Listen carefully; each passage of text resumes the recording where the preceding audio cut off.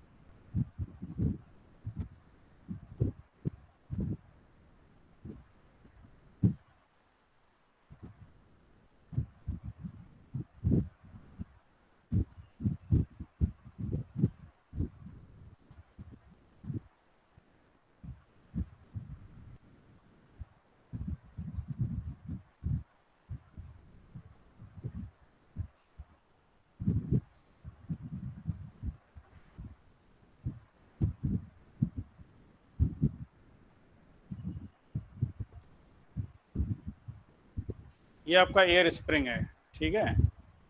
आवाज आ रही मेरी? Yes sir. जी सर, आ रही है। ये एयर स्प्रिंग दिखाई दे रही है ना? दिखाई दे रही है। ठीक, ये आपका एयर स्प्रिंग है। एयर स्प्रिंग को यहाँ से लेकर के यहाँ तक मानते हैं कि एयर स्प्रिंग, क्योंकि इसका ये बॉटम प्लेट यहाँ पे तक है और टॉप प्लेट यहाँ तक है। ये पूरा आपका एयर स्प्रिंग माना जाता है। ये है आपका इमरजेंसी, ये है आपका रबर बेलो इसको बोलते हैं। ये नीचे वाला ये है इमरजेंसी स्प्रिंग। ये किसी किसी में इमरजेंसी स्प्रिंग बाहर दिखता है, किसी किसी में नहीं दिखता है, ठीक है।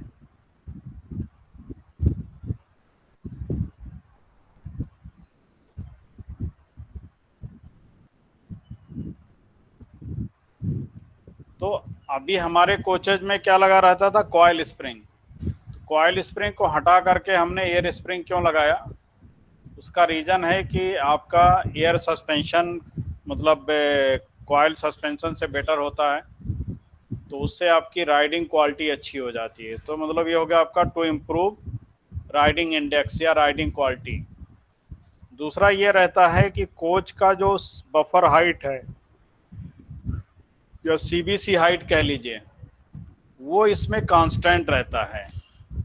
कि मतलब लोडिंग जितना भी करोगे, लोडिंग का इसकी कोच के फ्लोर हाइट पे कोई इफेक्ट नहीं पड़ेगा, ठीक है। मतलब ऐसा नहीं है कि पता चला कि 10 टन का लोड डालना है, आप 20 टन लोड कर दोगे तो कुछ नहीं होगा। लेकिन यह है कि 10 टन के बजाय अगर आप 11 टन भी लोड डाल दोगे तो भी उसमें कोई दिक्कत नहीं आएगी। जो उसका सीबीसी हाइट था वही वो मेंटेन रहेगा। वो कैसे मेंटेन करता है, उसमें कोई जादू नहीं है कि मतलब वो एयर स्प्रिंग है तो वो दबेगा ही नहीं।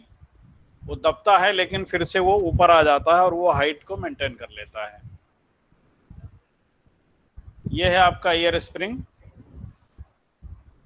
ये आपका जो बता दिया था वहाँ, ये है बोल्स्टर।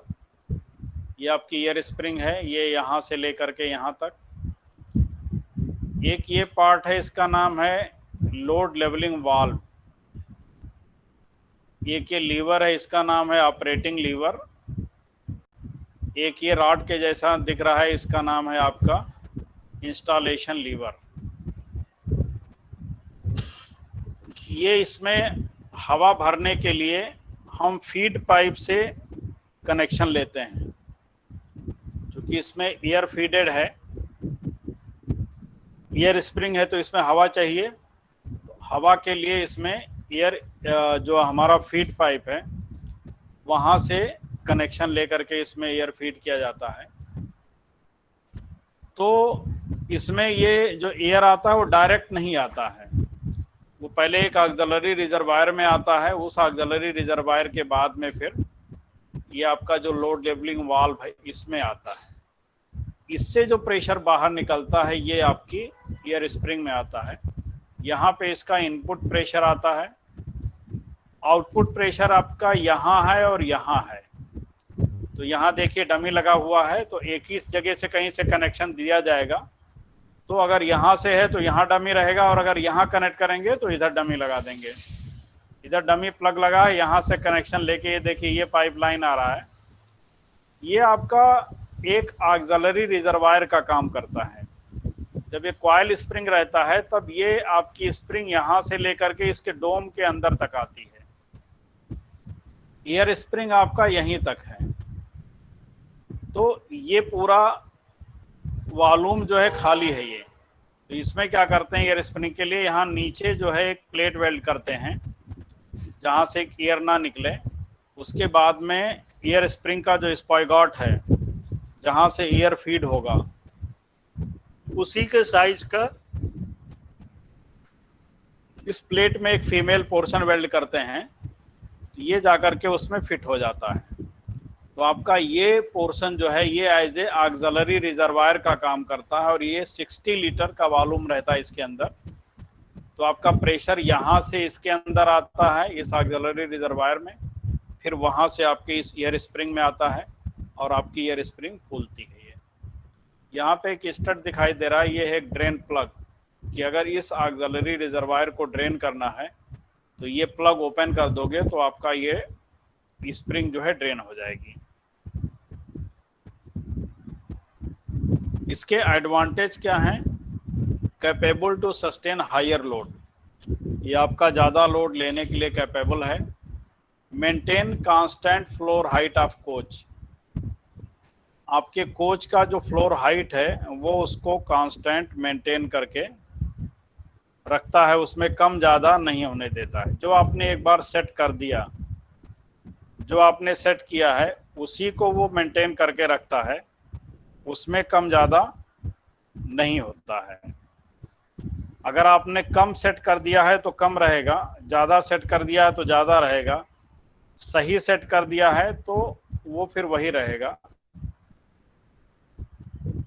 मतलब जो भी आपने सेट कर दिया है वो रहेगा वही।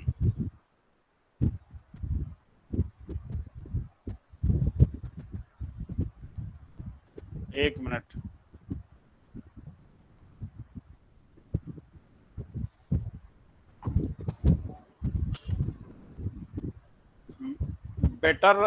प्रोवाइड बेटर राइडिंग कंफर्ट, जैसे बताया कि मतलब एयर सस्पेंशन अगर आपका कहीं भी रहेगा तो आपकी राइडिंग क्वालिटी अच्छी रहेगी, तो इसलिए बेटर राइडिंग कंफर्ट देगा।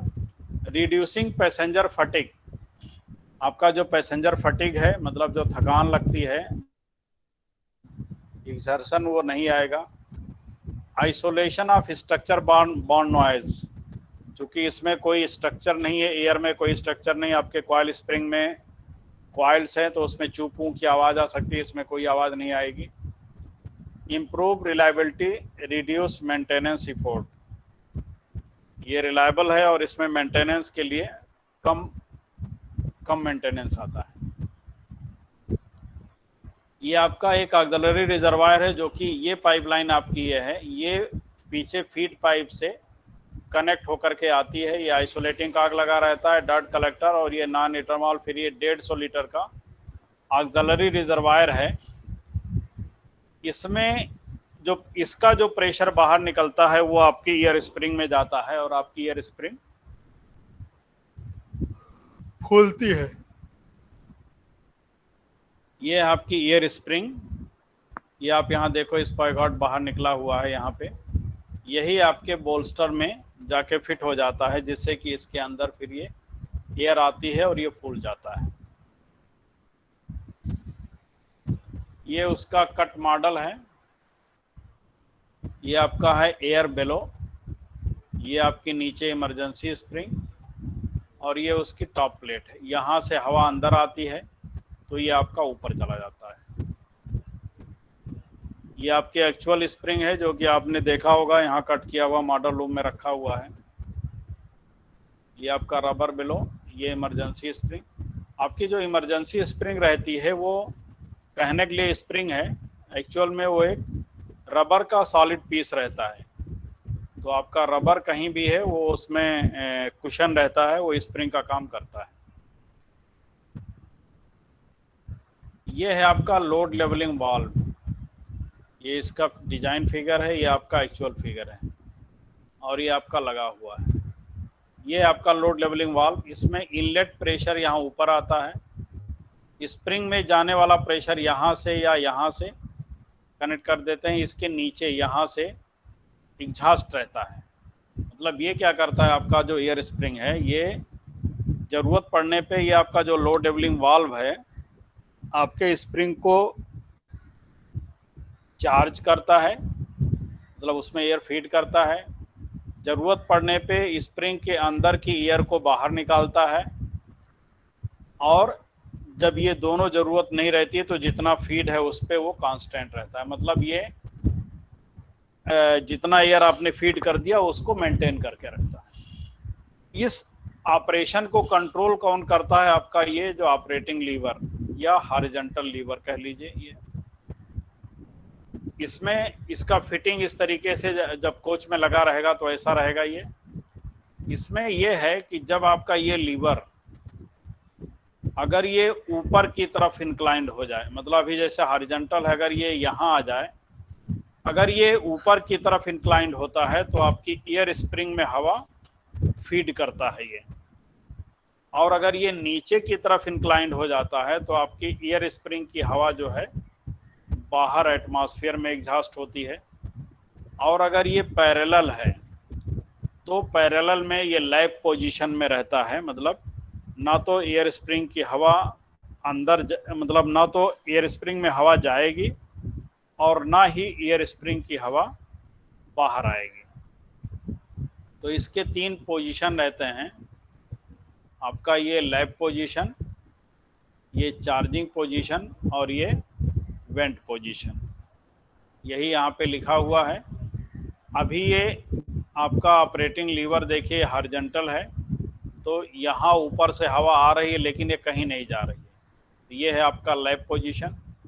जब ये ऊपर हो जाता है तब इसके अंदर हवा यहाँ से आती है और आपकी एयर स्प्रिंग में यहाँ से चली जाती है, और जब ये नीचे हो जाता है तब आप देखिए ऊपर वाला एयर आना बंद हो गया, यहाँ से एयर अंदर आई और ये आपका एग्जॉस्ट हो गया। तो इसमें 3 पोजीशन में रहता है ये, लैप पोजीशन, चार्जिंग पोजीशन और एग्जॉस्ट। वही यहाँ पे कलर्ड फोटो दिखाया गया है। देखिए आपका ये हॉरिजॉन्टल लीवर बोलते हैं, ऑपरेटिंग लीवर। ये जब हॉरिजॉन्टल है उस टाइम पे ये जो प्रेशर आ रहा है फीड पाइप से, आपके लोड लेवलिंग, ये फीड पाइप से प्रेशर, यहाँ इनपुट प्रेशर आ रहा है लेकिन ये यहीं आके रुका हुआ है, ये स्प्रिंग में नहीं जा रहा है। यहाँ जब ये ऊपर की तरफ इंक्लाइंड हुआ तब देखिए ये प्रेशर आया, यहाँ आया और यहाँ से आपकी एयर स्प्रिंग में चला गया। यहाँ देखिए जब वो नीचे की तरफ इंक्लाइंड हुआ तब ये प्रेशर अगेन यहीं रुक गया। ये जो ग्रीन कलर है ये आपका एयर स्प्रिंग का प्रेशर है, ये प्रेशर आकर के यहाँ से बाहर निकल गया। तो इसकी 3 पोजीशन रहती है, आपका ये लैप पोजीशन, चार्जिंग पोजीशन और एग्जॉस्ट पोजीशन। ये एक है आपका ड्यूप्लेक्स चेक वाल्व। ये ड्यूप्लेक्स चेक वाल्व आपका एक ट्राली में एक लगा रहता है, ये दोनों एयर स्प्रिंग के बीच में लगा रहता है, मतलब दोनों एयर स्प्रिंग को जो कनेक्ट करता है उस पाइपलाइन में लगा रहता है। ये इसका कनेक्शन लाइन यहाँ पे अपने बोगी से, मतलब जो बोगी के मॉडल रखे हुए हैं वहाँ पे एयर स्प्रिंग लगा हुआ है, तो वहाँ जा कर के देख सकते हो वो। ये है तुम्हारा duplex check valve.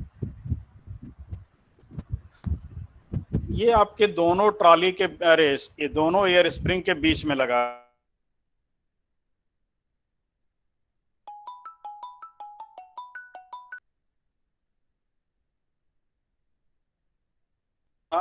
Pressure difference होता है, तो जिधर प्रेशर ज़्यादा रहता है ये उधर के प्रेशर को कम प्रेशर की तरफ ट्रांसफ़र कर देता है, मतलब जिधर प्रेशर ज़्यादा है उस प्रेशर को कम की तरफ भेज देता है। डिफरेंस कब आएगा, आपकी मान लीजिए कोई एक एयर स्प्रिंग लीक करने लगी तो वहाँ से एयर निकलता रहेगा, या आपकी एयर स्प्रिंग बस्ट कर गई तो भी वहाँ एयर निकल जाएगा और वो डिफरेंस आएगा। दोनों केस में मान लीजिए आपकी एयर स्प्रिंग अगर बस्ट हो गई तो बगल वाले एयर स्प्रिंग का प्रेशर निकाला नहीं गया अगर, तो क्या होगा आपका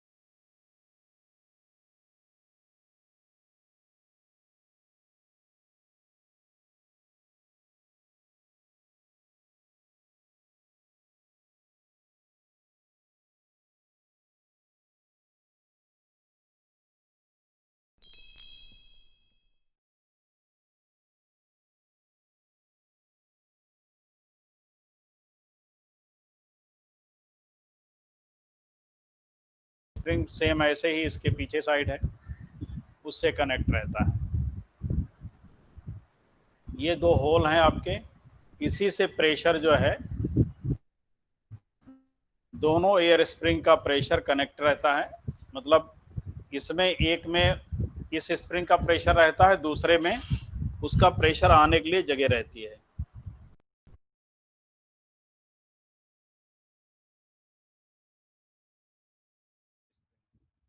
ये आपका ड्यूप्लेक्स चेक वाल्व है।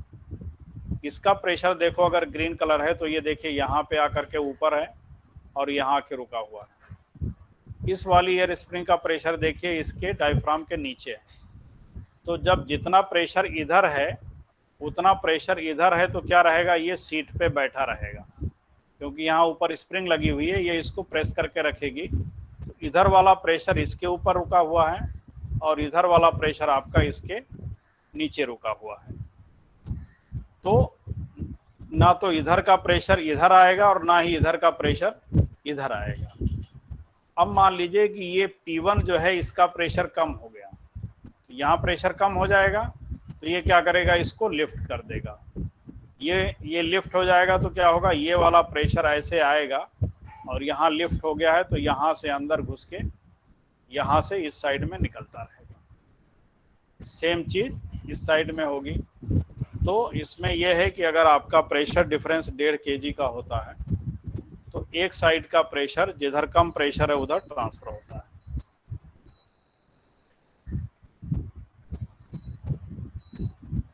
इंस्टॉलेशन लीवर का और कोई काम नहीं है। जब हम फीड पाइप से कनेक्ट करते हैं अपने एयर स्प्रिंग, मतलब कोच को जब फीड पाइप से कनेक्ट करते हैं तो आपकी एयर स्प्रिंग अपने आप चार्ज होना शुरू हो जाती है। एयर स्प्रिंग की हाइट जब 292 + 5 - 0, अगर ख्याल किए होगे तो यहाँ पे लिखा हुआ था पहली स्लाइड में, ये 292 + 5 - 0, इसमें हवा भरेगा तो इसकी हाइट बढ़ती जाएगी। जैसे ही इसकी हाइट 292 + 0 - 5 आ जाता है, स्टार्टिंग में क्या करेंगे, हम ये लीवर को ऊपर की तरफ रखेंगे। ऊपर रखेंगे तो इसके अंदर हवा भरेगा तो इसकी हाइट को हम चेक करते रहेंगे। जैसे ही इसकी हाइट 292 होती है, इसको हॉरिजॉन्टल कर देंगे। अब इसको हॉरिजॉन्टल हो, अगर ये लीवर हॉरिजॉन्टल कर देंगे तो फिर एयर स्प्रिंग में एयर फीड करेगा क्या?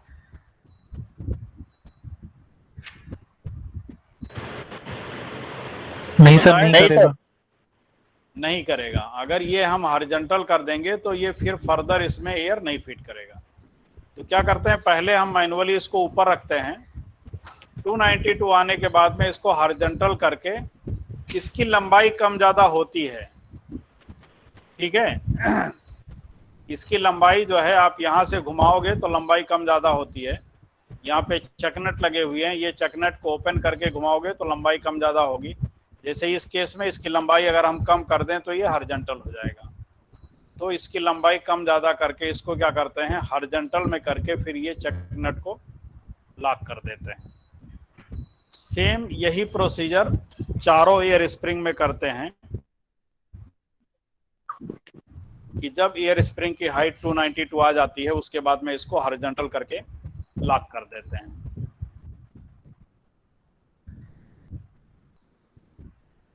ये काम था आपके इंस्टॉलेशन लीवर का। ये आपका जो उसका पाइपलाइन का अरेंजमेंट रहता है। अभी ये अरेंजमेंट नहीं है, लेकिन जो पहले अरेंजमेंट था उसमें यही था। अभी भी ये है, लेकिन इसमें थोड़ा सा एडिशन किया गया है। ये आपका फीड पाइप से प्रेशर लेता है। ये आपका एक आइसोलेटिंग कॉर्क लगा रहता है जो आपको दिखा दिया एआर के पहले। ये आपका डर्ट कलेक्टर है, फिल्टर है, एफटी लिखा है। ये आपका नॉन रिटर्न वाल्व, यहाँ से प्रेशर इसके अंदर आया। इसका प्रेशर जो निकलता है यहाँ निकल के गया और इस साइड निकला। ये एक ट्राली के लिए इधर आया तो यहाँ बीच में एक आइसोलेटिंग कॉर्क। ये आपका लोड लेवलिंग वाल्व है, दोनों जो एलवी लिखा है। ये पाइपलाइन यहाँ आया और इधर वाले लोड लेवलिंग वाल्व से इसको कनेक्ट कर दिया, इधर वाले लोड लेवलिंग वाल्व को इससे। ये आपकी एयर स्प्रिंग, ये आपके एआर हैं जो डोम के ऊपर बताया आपका। और ये बीच में जो डीवी लिखा है आपका ड्यूप्लेक्स वाल्व है। ये इसमें क्या होगा, प्रेशर ऐसे आएगा, यहाँ आएगा और इस आइसोलेटिंग का यहाँ लोड लेवलिंग वाल्व में आएगा। लोड लेवलिंग वाल्व से फिर आपका एआर से होते हुए आपके एयर स्प्रिंग में आ जाएगा। अब इसमें ये बताता हूँ कि ये हाइट को मेंटेन कैसे करके रखता है।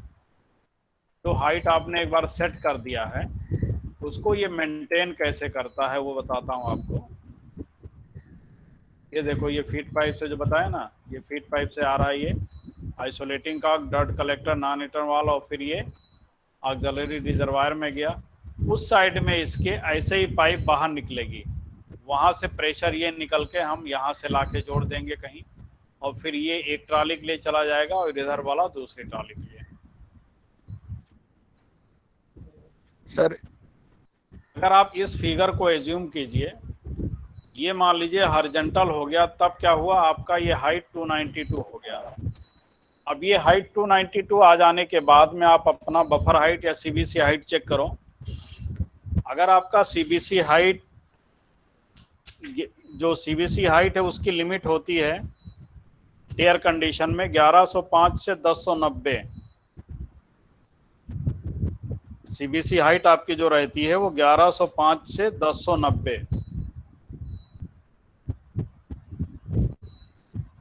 अब मान लीजिए कि आपका आपने जब ये किया, एयर स्प्रिंग को 292 तक उठाया, तो आपका सीबीसी हाइट 1105 नहीं आया।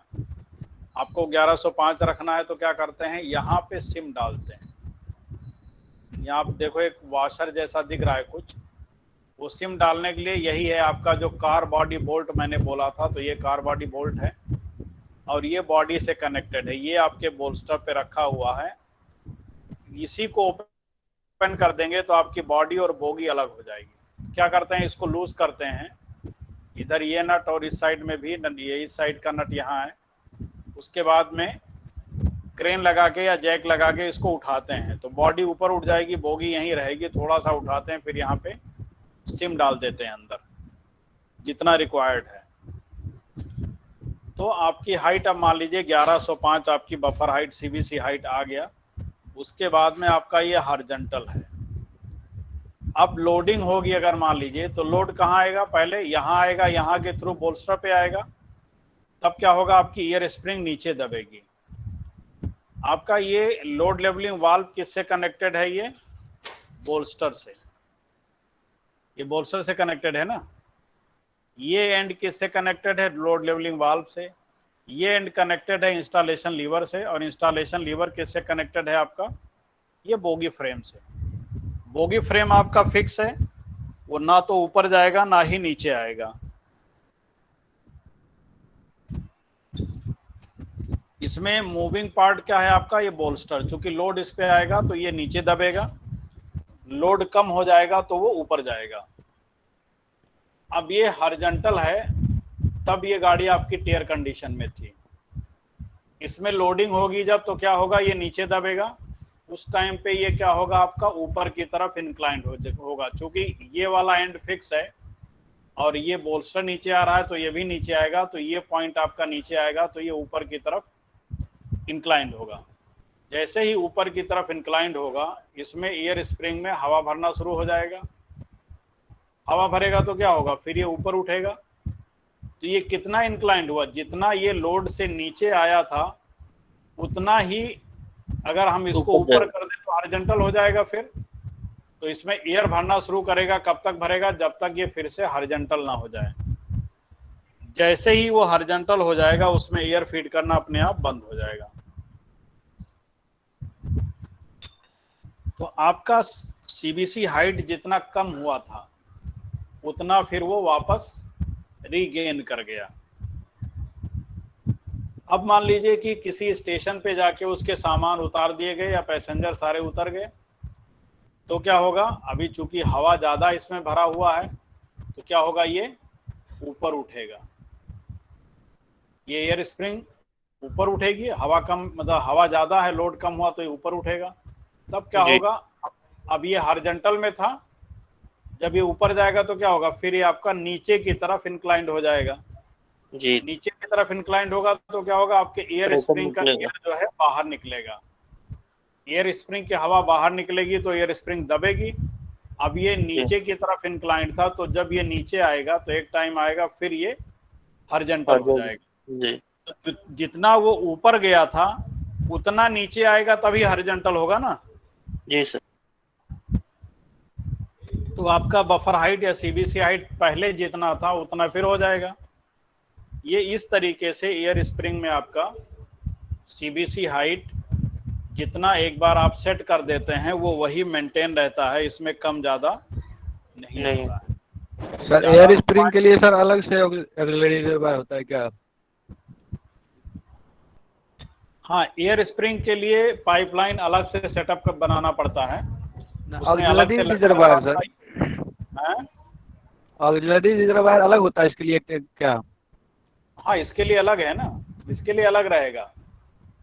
ये जो कितने लीटर का रहता है? वो ऑक्सिलरी रिजर्वायर में यहाँ दिखाया था, यहाँ पे ये 60 लीटर का, ये जो ब्रेक पैनल पे एक 125 और एक 75 लीटर का लगा हुआ है, उसके अलावा है ये एडिशनल 150 लीटर का एआर और लगाया जाएगा एयर स्प्रिंग के लिए। ठीक है, जिस कोच में एयर स्प्रिंग नहीं रहेगा उसमें ये वाला आपको ऑक्सिलरी रिजर्वायर नहीं दिखेगा। एक सर, ठीक है, एक सर ऑक्सिलरी रिजर्वायर टाइप का है सर, इसमें आईसीएफ में लगा हुआ देखे सर, यहाँ जो लगा हुआ है मॉडल सर, उसमें आईसीएफ में कैसे कुछ क्या लगा हुआ, सीपीआर भी सर एक अलग प्रकार का ऑक्सिलरी रिजर्वायर छोड़ के एक लगा हुआ है सर उसमें आईसीएफ में। नहीं, आईसीएफ में जो तुमने देखा है वो 200 लीटर का है और वो ब्रेकिंग के लिए है, वो एयर स्प्रिंग के लिए नहीं है। हाँ सर, वो नहीं सर, एक और अलग से लगा हुआ है सर मॉडल में। क्या चीज? उसी मॉडल में सर एक अलग से कुछ लगा हुआ है, सीपीआर भी या सीपीएस भी करके कुछ ऐसे है। कहाँ देखे हो? यहीं सर जो मॉडल रखा हुआ है एक आईसीएफ का। नहीं, आईसीएफ कोच में जो देखते हो 200 लीटर का वो ब्रेकिंग के लिए है, बताया ना, इसके लिए नहीं है, एयर स्प्रिंग के लिए नहीं लगा है वो। हाँ सर, ये तो है। एयर स्प्रिंग जहाँ भी लगा रहेगा उसके लिए 150 लीटर का अलग से एक ऑक्सिलरी रिजर्वायर लगाना पड़ता है। ठीक है, ठीक है, ठीक।